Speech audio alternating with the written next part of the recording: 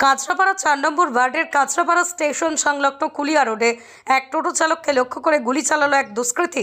2 round গুলি চালায় বলে অভিযোগ। নেপাল দাস পেশায় টোটো চালক। বিশ্বকর্মা পুজোর পর বাড়ি ফিরছিল রাতে, তখনই অশ্লীল আচরণ করেছিল অভিযুক্ত দুষ্কৃতী। তারই প্রতিবাদ করতে গেলে তাকে লক্ষ্য করে প্রথমে 1 রাউন্ড গুলি চালায়।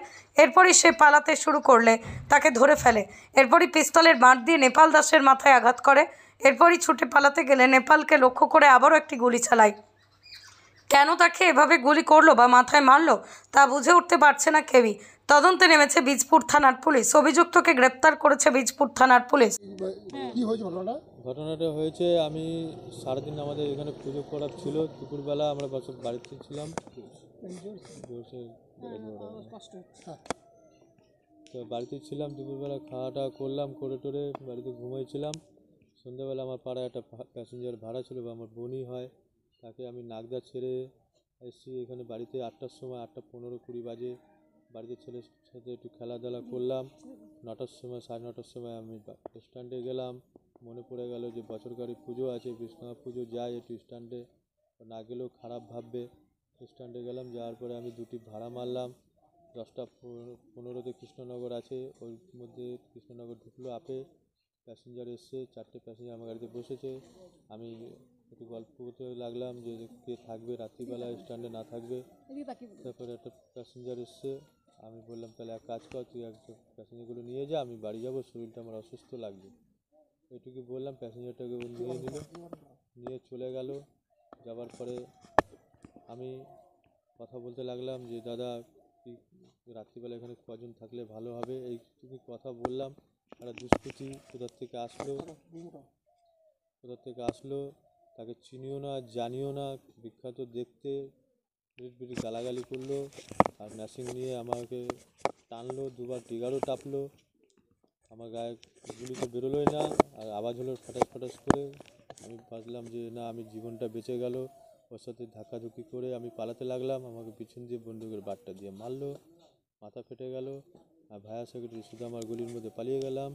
যাওয়ার পরে চিল্লাচিল্লি হলো, হওয়ার পরে বাইরে বেরোলাম, আমাকে বাইরে নিয়ে গেল। তারপরে দিক দিয়ে কাকা আসছে, পুলিশ প্রশাসন আসলো। কি হলো, বললো যে এই ব্যাপার, নেপালকে গুলি দিয়েছে, কিন্তু গুলি লাগেনি, গুলি চালায় বেরোয়নি একটাও। আমাকে পুলিশ প্রশাসন হসপিটালে নিয়ে গেল।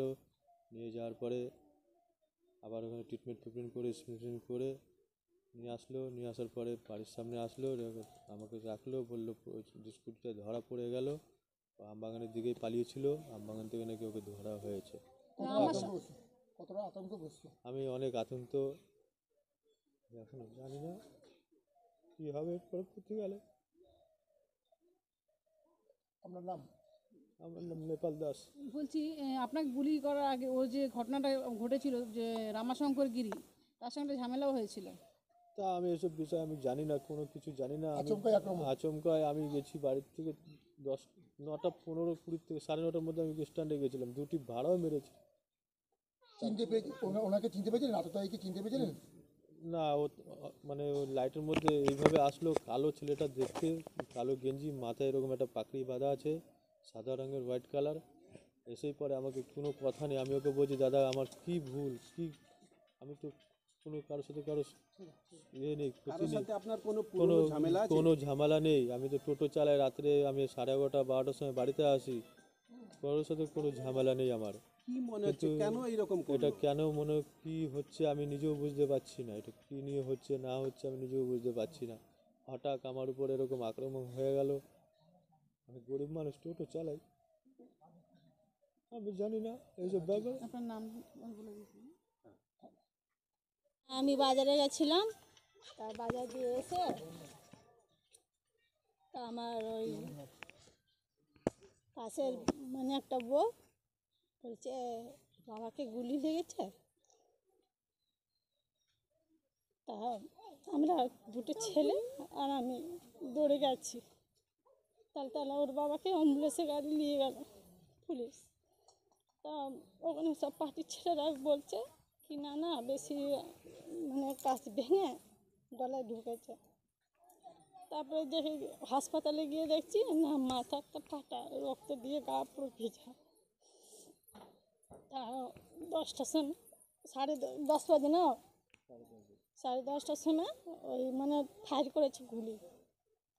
তারপরে ওর বাবা যত দৌড়াচ্ছে ততটা ও দৌড়াচ্ছে। তা মানে বাঁচার জন্য ওই গাড়ির পিছনে টোটো দাঁড়িয়েছে, তা ওই গুলির ওই পিছন দিয়ে মাথায় বাড়ি মেরেছে। মারার পরে ওখানে সব লোকরা বলছে কি ও একা পড়ে গেল, একা পড়ে মানে ফাইটটা ওর উপরেই মানে করেছে। পড়ার পরে তারপরে আমরা গেছি, মানে এখানে ডাকলো, তা গিয়ে দেখছি এই অবস্থা। যাওয়ার পরে দেখছি পুরো গা দিয়ে পুরো রক্ত ভিজা।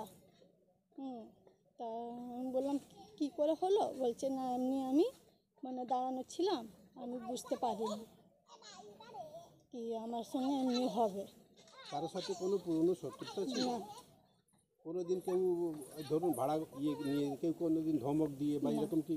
না, ওর বাবা তো এমনি মানে লোকদেরকে আরও হেল্প করে। কতটা ভয় লাগছে? হ্যাঁ, তা বলছে যখন পিছনে আমি দৌড়াচ্ছি ও তত আমার কাছে আসছে মারার জন্য, ফাইট করার জন্য। এই ঘটনার পর কতটা আতঙ্কিত? মানে অনেক। আপনার নাম? আমার নাম ধনুশ্রী দাস।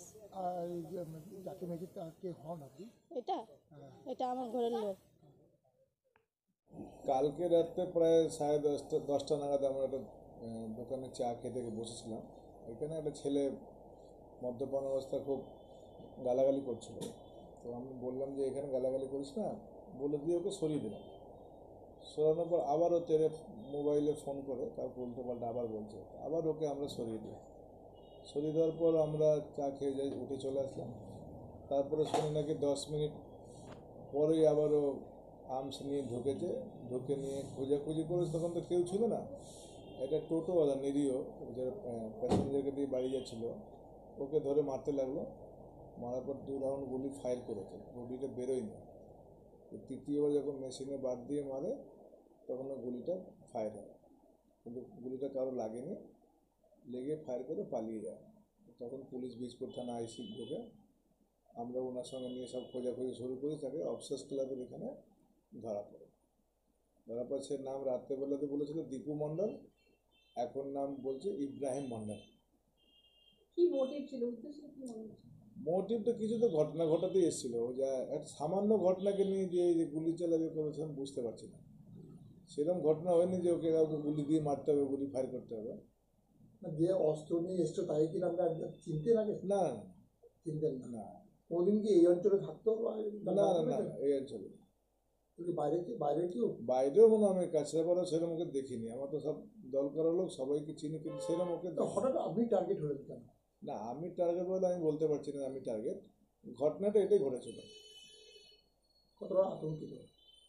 আতঙ্কিত আছি, বাড়ির লোকেরা আতঙ্কিত আছে, কিন্তু সেরকম ব্যাপার নেই অত আতঙ্কিত হওয়া। এই সমাজ বিরোধীদেরকে নিয়ে আর আতঙ্কিত হলে লাভ নেই, আমাদের কাজ করতে হবে আমাদেরকে। পুলিশ প্রশাসনের উপর আপনারা ভরসা আছে? হ্যাঁ, পুলিশ অ্যাক্টিভিটি করেছে, খুব ভালো করেছে। সঙ্গে সঙ্গে রেস্কিউ করা হয়েছে। না ধরা পড়লে একটা সাসপেক্ট থাকতো মনের মধ্যে, ধরার পরে জিনিসটা পুলিশ তদন্ত করে বলেছে পুলিশ 10 দিনে পিসি নিয়ে ওকে ইন্টারোগেশন করে জিজ্ঞাসা করবে, আর কেউ যদি জড়িত থাকে তাকে পুলিশ চেক করবে। আপনার নাম? রামাশঙ্কর দেবী।